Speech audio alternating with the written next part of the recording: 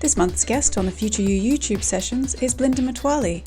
She is a spiritual mentor and meditation guide. Meditation is really about connecting to your being and really connecting to the infinite aspect of yourself. And that's why it's an infinite journey. She has trained extensively in meditation and conscious awareness practices for the last 10 years and is a qualified nutritional therapist. Well, thank you so much, Belinda, for joining me today. Oh, thanks for having me. And yeah, I'm really excited to have a chat with you. Yeah, likewise. I love what you do. You're quite a specialist in meditation. What sort of got you onto this path that you're on now? I think really just life. I think it's maybe some people just kind of, are born and like, okay, I want to be a meditation teacher. But I think that's actually quite rare. I think normally people have been through some life experiences and hit a bit of a bottom or a dark place. And then like from there, finding meditation, finding spirituality. And often after having some really positive experiences, you kind of almost feel that it's almost like a responsibility to share that with other people, is how I would describe it. So what that looks like in my actual life is I've actually done many things. But it was in 2010, 2011, I was living in London and working in an investment bank. And that's when I was starting to feel a bit unhappy with my life or just not certain about things. And I had actually grown up in Australia and studied marine biology, and so really used to being in nature. So I was like literally a fish out of water at that time. And I guess, just had an intuition that I wasn't happy where I was. Like looking back at that age now, I was like 28. And so for anyone that follows astrology, which I'm a massive fan of, that was my Saturn return period. And so this is when the planet Saturn comes back to the same place as when you were born. But for all of us around that age, sometimes we have a bit of a, life kind of taps us on the shoulder and just like, are you really happy with what you're doing? Are you doing what you really want to deep inside? Or are you just following along with what society wants you to do? So that's what was happening for me at that time. And I had a huge transformation. I was studying nutrition like you are, because that was a passion. And then, but basically by the time I was 30, I was living in Brazil. I'd left the bank. I was working in a detox retreat. I'd left my relationship. And that's where I first discovered meditation. I was really curious about it when I was in London, but I didn't feel like I knew how to access it, especially at that time. It was like, I was still partying a lot, and I'm like, I can't just walk into like a Buddhist monk place and sit down. Like it just felt so inaccessible for me, whether that was the truth or not, but that was my experience. I was just like, I don't know really how to get into this. Yeah, so it was when I was in Brazil and South America, I went to like different Buddhist retreats and Vipassana, and that's where I started. Wow. And then when did you decide that you wanted to be sharing this with other people? Not until quite recently. I actually spent a lot of time in India. I met people, like after I left South America, I met people in Bali that introduced me to an ashram there, and I had some really profound experiences. And I was like, wow, that's what the 28-year-old me was seeking when I was in London and feeling lost. I did all these travels and they were fun, but it was how I felt when I was in the ashram there. And so I actually studied there for a long time without teaching. It was really, I guess, encouraged in some ways just to be a student. Just to be a student, experience everything, because meditation is actually really deep and profound. It's not like the 10 minutes of where we do breathing, and that's kind of what it is in the West at the moment for a lot of people, which is not an inherently bad thing, but just meditation so much more than that. So they really wanted us to have like a deep experience. And yeah, sometimes you need to experience something really for a couple of years to understand it and to understand the highs and the lows that come with it. And that's part of the training. So it was quite traditional in some ways.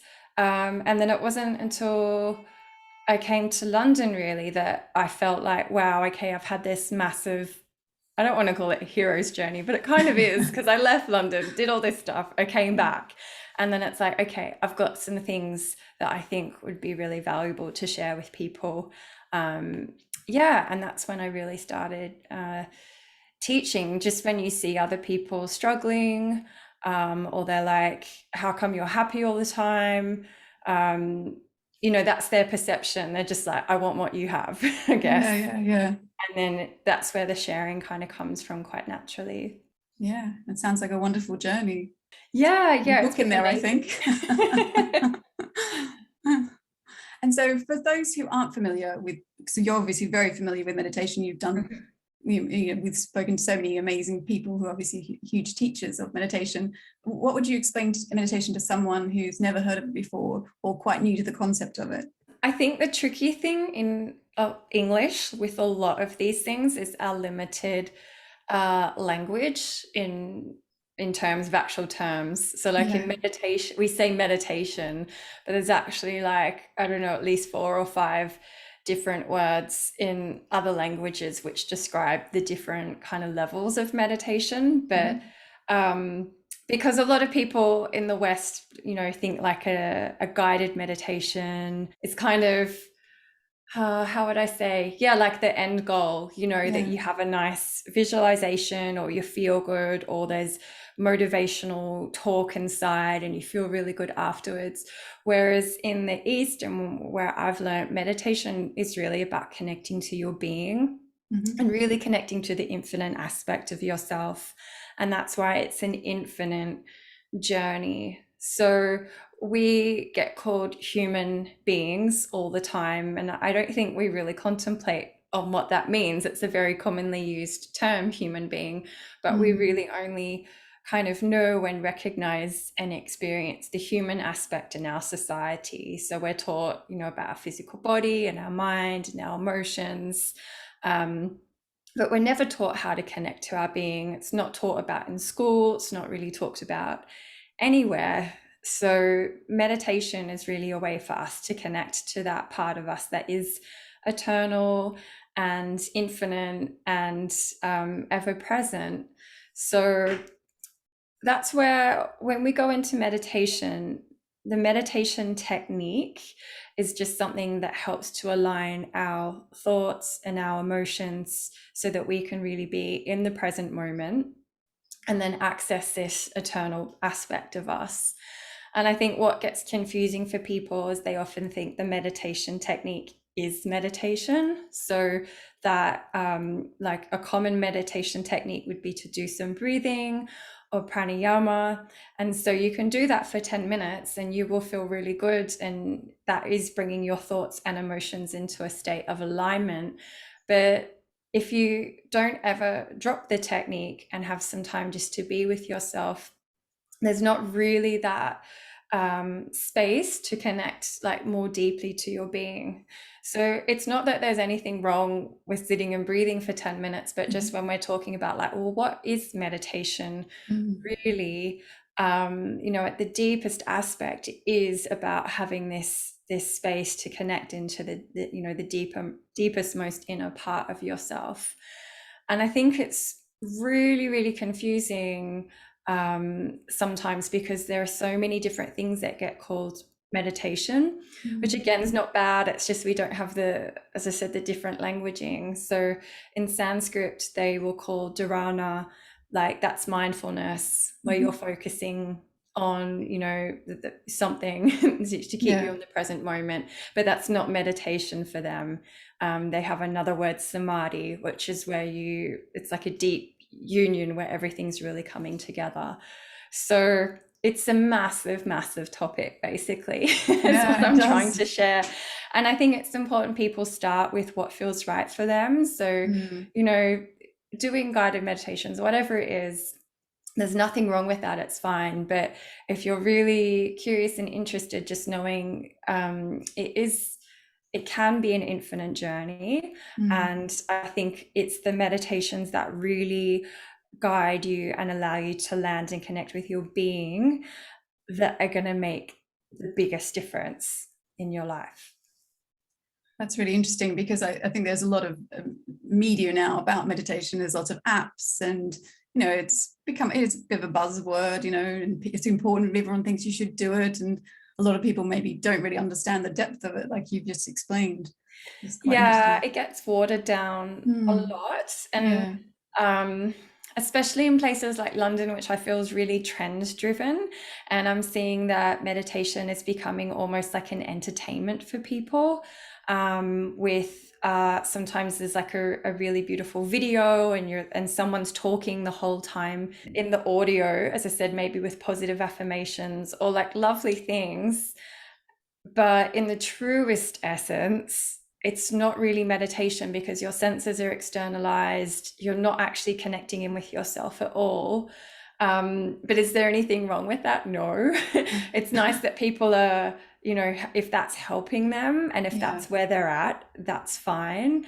But I'm just really passionate about people knowing that that's not the end goal. There's a lot and deeper you can go with it. And for those who aren't familiar, how would you suggest they would be able, because obviously it's very accessible to get online, to get through these apps, but for someone that was wanting to go deeper, what would you suggest for them?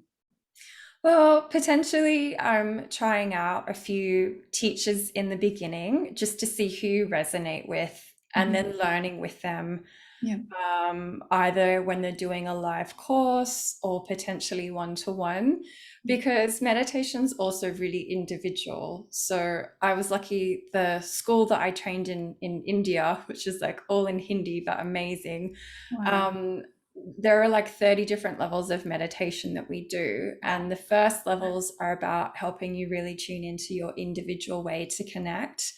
So it's really common people try one type of meditation and then like it didn't work for me, and then they never try anything else again, which is really quite sad, because just as we're all very individual on the outside and connect in different ways, we connect internally. So I think because there is a lot available at the moment, you can try a few things, maybe it is on an app or whatever, but if there's someone that you resonate with, then go deeper with them. Because I really believe like meditation's not about information, even though in my own courses I share a lot about science because I'm a bit of a geek.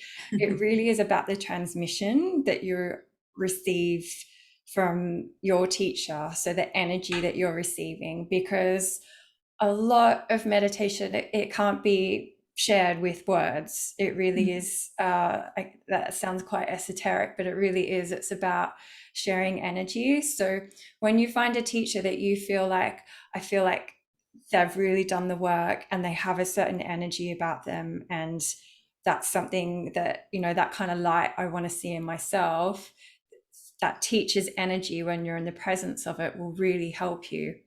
So that's how I felt when I met my master in India. I could feel his aura, and I just had this recognition. I was like, wow, this energy is amazing, and this feels like the right thing for me. And there's so many different types of meditation. Would you be able to maybe explain a couple of them? Yeah, well, the different types is really, again, speaking to techniques, because at the end of the day, there is one, like we all go to the same space in the meditation. So there's really different traditions or lineages. I was really fortunate. The school I went to in India is what we call post lineage. So it was quite modern. There were 3 enlightened masters, but they were teaching information from Indian saints, from Buddha, from Sufi masters, also from Osho, which is quite rare because normally people keep to one specific lineage. And so I was exposed to like a range of different meditation techniques, but they were shared to us more about, well, which in a sense is kind of strongest for you, rather than following a specific lineage. So again, I feel like in this more modern world where we're less homogenous in our learning styles, like having access to a couple of different techniques and then figuring out which one's right for you, not just based on the lineage, is really helpful. Yeah. So within that, yeah, like we learned Buddhist techniques like the Vipassana, which is really focused on the breath, and most meditation techniques start there. And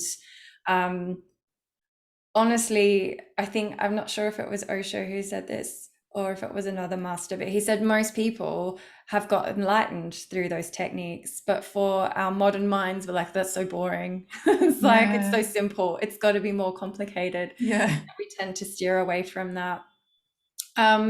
There are other traditions like transcendental meditation, which I've not trained in, so I don't feel like I can speak to as much, but I have had quite a few of my mentoring students come to me after being in that tradition for a while, and for them personally, it wasn't really the right technique and they weren't able to connect in the ways that they wanted to. So I was able to show them some more. But for other people, it's perfect. So this is where it's not that one technique is always better than another. It's finding the one that's right for you. And I think having a little bit of esoteric knowledge as well to go with it, and also philosophies. So it's not about just, the sitting and meditating, but how you're bringing it out into life. Like it all goes together. So I think it's important to have that in hand as well. And for that, I really like the tantric texts and the tantric philosophies, which is not neo-tantra. Neo-tantra is kind of focused on sexual energy, but tantra is really, really ancient, and it is about really taking meditation into day-to-day life and using everything as a way to connect to the divine. Is that one of your favorite, would you say? I enjoy that, and that was also part of my training in India. I think it's really beautiful. And is there any science behind meditation? There is and there isn't, because meditation doesn't necessarily happen like in the brain per se. It's bigger than that. But when we're doing the meditation techniques, they can help. They do relaxers, like when you breathe into the belly, that's going to switch you into your parasympathetic nervous state. And if you do alternate nostril breathing and meditation itself, that strengthens the connection between the left and the right sides of the brain, which is the corpus callosum. So you can't get into a meditation state if you're stressed. It physically can't happen because you'll be in a really high beta brainwave state, and when you're stressed, your energy won't rise, it stays in the lower chakras. So this is where the lifestyle and the meditation kind of go a bit hand in hand, and that's why we have the techniques to help us relax, get out of the nervous system fight flight response.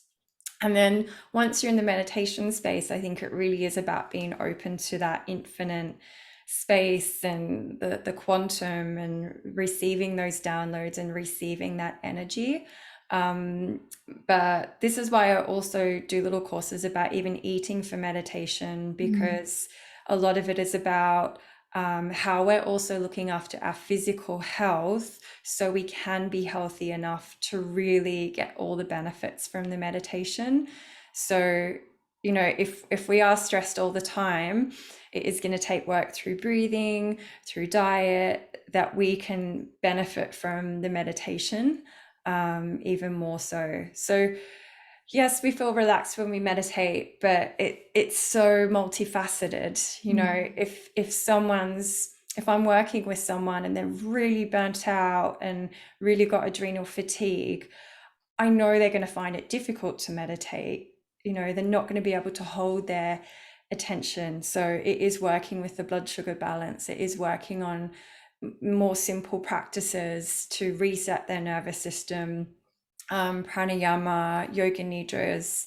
So and then they all work together. So it's quite holistic what you teach. And and in the traditions, meditation was not just for anyone, simply because of the training people used to do. So people used to go to be in an ashram or the monastery, and they would do years of clean diets and yoga, and then they would be introduced meditation. It was like the pinnacle. And so it's great that just anyone can do it today. But another thing I'm passionate about is like, if you can't just sit down and meditate, don't beat yourself up, because there are other things that we can do to help in our physical body.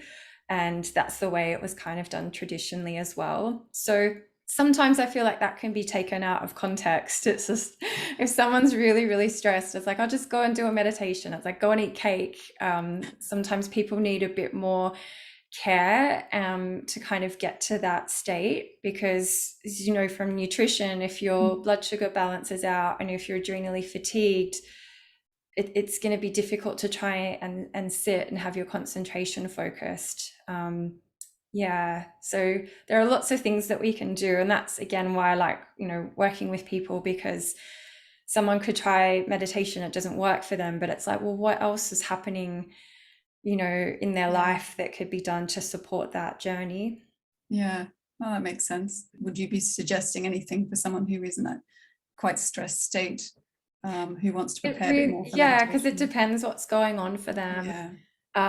So that's where sometimes it almost becomes kind of like therapy, and it's kind of understanding what's going on in their life, because if we don't really address that, then it's going to be hard to meditate. So again, back to the philosophy piece I was sharing before, like Buddha had an eightfold path, and it was really about how to kind of almost live like an enlightened person, like to see things clearly, try to see things from an objective point of view rather than just your point of view, because often our emotions get in the way, and then we're like, the whole world's against us.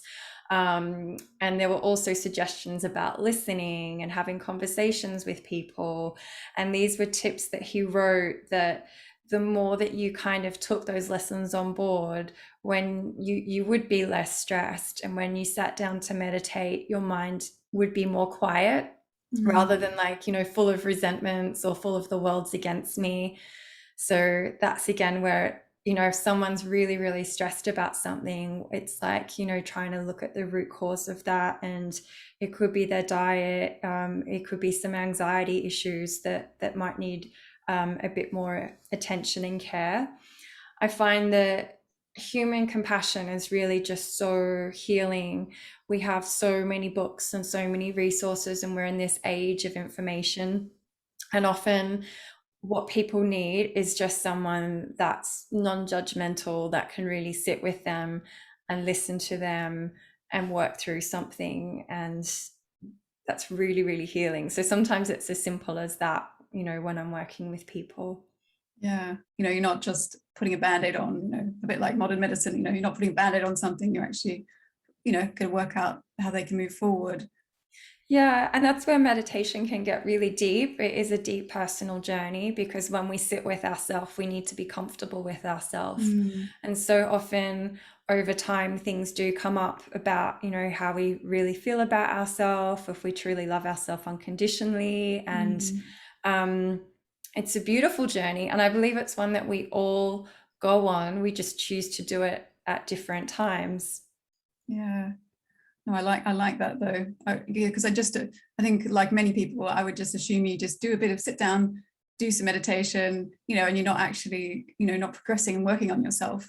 You're just relaxing. So I think that's a bit of a slight perception of meditation, unfortunately.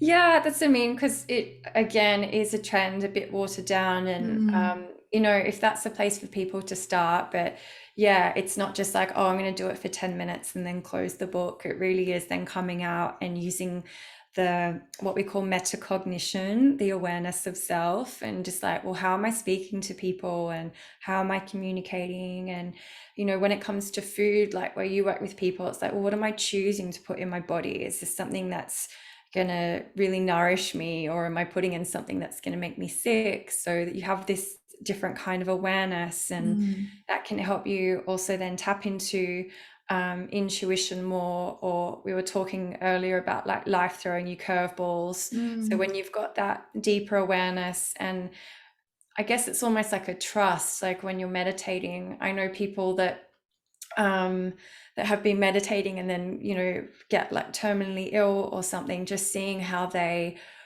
cope with that and how they deal with it compared to people that haven't been meditating at that deeper level. So yeah, it's a really profound thing, and it ultimately, if people are meditating deeply and having that connection with themselves, it will change how they approach their life. It won't mean that they might leave their job or move house, but just like how they approach all the day-to-day things is going to feel really different. What do you think about meditation allows you to be in that state and have that slight advantage in life? Because you're having to cultivate awareness in the practice. Yeah. And that takes energy. So this is where people, you know, talk about consciousness. So if you haven't developed that, you know, you close your eyes, you just fall asleep because there's nothing inside you that's really kind of awake and aware. And so that's why in the meditation practice, we're cultivating how aware can I be without all this outside stimulus? How aware can I be just to myself? And so it takes energy to be aware of everything. It's kind of easy to be unconscious and be like, oh, I didn't notice that, or I know I should do something this way, but I can't be bothered. Like that's kind of like the easy way. Whereas when you have a higher state of awareness or consciousness, you can't live like that anymore. You're like, that's not, you know, that's not the right thing, and I'm going to do something about it. Like it takes a lot of energy, but that's what you're cultivating in the meditation practice, that awareness, that metacognition. Yeah. And do you think that way of is helpful for people who deal with anxiety and depression? Massively, because I think both of those conditions are spiritual illnesses, of feeling very, very disconnected. So a lot of people, I mean, depression's really, really wide. You know, my husband's a psychotherapist. I'm not going to try and just compartmentalize it, but a lot of people, when they are depressed, they're feeling disconnected from the fabric of the universe, you know, the quantum field, spirit, source, all these beautiful names we have. They're feeling so disconnected from life, and that's why they're feeling really down. And then anxiety is just the other side of the coin with that, where, you know, there is this fear of I'm not taken care of. Like our root cause is our fear of death. And that's because in our society, again, we never talk about it. We think when we die, there's nothing else.